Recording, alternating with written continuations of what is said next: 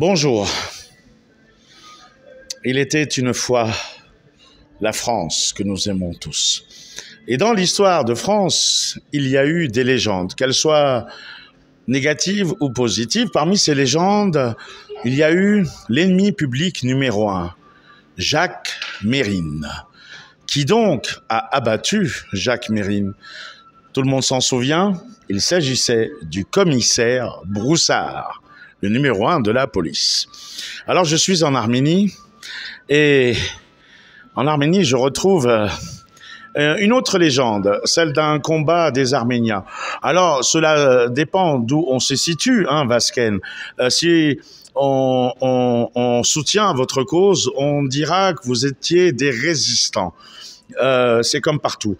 D'ailleurs, De Gaulle, Missak Manouchian étaient des résistants, mais ils étaient traités comme des terroristes par le régime de Vichy et le régime allemand.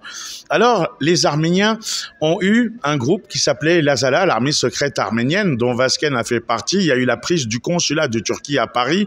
Donc, résistants ou terroristes, ça, c'est pas le débat. Mais en tous les cas, tout le monde se souvient de votre coup d'éclat. Vous aviez pris d'assaut le consulat de Turquie. Tout ça pour qu'on parle du génocide arménien, c'est d'actualité aujourd'hui, et que cette cause soit médiatisée en France. Vous avez eu gain de cause, il y avait TF1, il y avait toutes les télés. Et puisque votre but était non pas violent, mais quelque part pacifique et médiatique. À la fin, ça s'est terminé puisque vous vous êtes rendu au commissaire Broussard. Quel souvenir avez-vous du commissaire Broussard, Vasken Sislian? Des souvenirs très courts, bien sûr. À la sortie du consulat, à la fin, ce qu'ils m'ont dit, mes amis, les dernières 2 personnes qui sont sorties du consulat, ils ont dit qu'il a serré leurs mains en disant que moi, je n'ai rien contre vous, je suis un soldat, vous êtes des soldats. Ça veut dire qu'il a dit 2 mots, mais beaucoup de choses. Il nous a traités comme des soldats. Donc c'était pas un rapport police-bandit, mais c'était plutôt une sorte de respect qu'il a eu pour ce que vous avez fait, même s'il était obligé de vous arrêter, évidemment. Bien sûr, bien sûr. Et je le respecte très bien. Malheureusement, vous m'avez dit qu'il est mort déjà. C'est tout. Je ne sais plus. Voilà. Sur lui. C'était un souvenir. Bien sûr. Voilà, bien vous l'avez sûr. eu en face de vous, on a les photos où vous êtes... Voilà, il y a les photos aussi. Je dis pas quelque chose. Est-ce que l'arrestation ensuite, quand vous avez été en garde à vue, avant d'être emmené devant les tribunaux et puis emprisonné, ça s'est bien passé ou ça a été violent, entre guillemets? Parce qu'il y a très longtemps maintenant. Non, il y avait de respect avec eux, par eux. En tout cas, c'était bien passé. On se sentait pas mal, bien, normal. Et lorsque vous étiez en détention dans les prisons françaises, comment avez-vous vécu cela? Parce que vous êtes resté un paquet de nombre d'années dans les geôles de France. 5 ans, dans quelle prison? Au début, j'étais à Fresnes pour une courte étape, 1 mois et demi. Après, ils nous ont transférés à Fleury-Mérogis.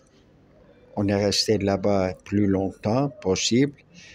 Et il y a un moment aussi, pour 1 mois, moi et Hagop Julfayan, ils nous ont transférés à l'île de Ré. À l'île de Ré? À l'île de Ré.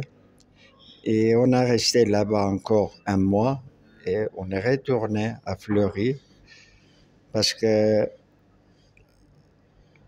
ça veut dire... Comment je peux dire? Parce qu'on avait un accord avec le gouvernement qu'on va rester tous les 4 ensemble. On ne doit pas être séparés. Ils nous ont séparés et... Vous vouliez être entre frères d'armes. Voilà. Vasken Sislian, je crois que nous n'allons pas parler d'autre chose. Nous ne parlerons pas de l'Azala, nous ne parlerons pas de Ratoragnan, nous ne parlerons pas d'Yves Bonnet, de la DSC et de ces choses-là, c'est pas grave.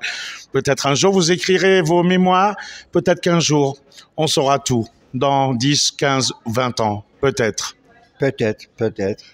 J'ai pas décidé encore, mais il fallait faire quelque chose pour l'histoire. Du peuple arménien?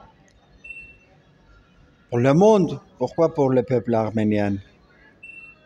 Notre histoire, ma vie, tout ça, peut-être un jour. Voilà. Aujourd'hui, vous vivez en Arménie, la situation est dramatique. Est-ce que l'Arménie ou le peuple arménien risque de nouveau un autre génocide, surtout dans le sud, dans le Sunnique, à Terre, à Goris, on parle de tellement de choses? On fait tous pour qu'on n'aura pas encore un génocide. On fait tous. On est prêt à tout. Mais pas de génocide, ça suffit. On va lutter. Vasken Sislian, je vous remercie. Voilà, c'est une légende vivante là que vous voyez. Vasken Sislian, un ancien du groupe Azala, l'armée secrète arménienne pour la libération de l'Arménie, qui a fait beaucoup parler d'elle. Dans les années 70 à 80, vous êtes originaire du Liban et vous en avez connu du monde là-bas au Liban, y compris chez les Palestiniens, Yasser Arafat, personnellement. Oui, bien sûr, mais... Qui vous avez même offert une Kalachnikov, d'après ce qu'on m'a dit. Alors, est-ce que... Je vais diriger un seul mot que je ne suis pas un ancien membre de l'Azala. Le membre de l'Azala reste toujours un membre. D'accord. Vous avez connu Yasser Arafat? Oui, pour un moment aussi, un petit cours, quelques minutes. C'est vrai qu'il vous aurait offert une Kalachnikov spéciale? Oui. Qu'est-ce qu'elle avait de spécial? Le Kalachnikov, c'était lui. Ah, il vous a offert en main propre une Kalash? Oui. Bon, ben voilà. Merci beaucoup, Vasken Sislian. C'est un moment extraordinaire que je viens de vivre et que je vous fais partager depuis Erevan, en Arménie. Léo Nikolian.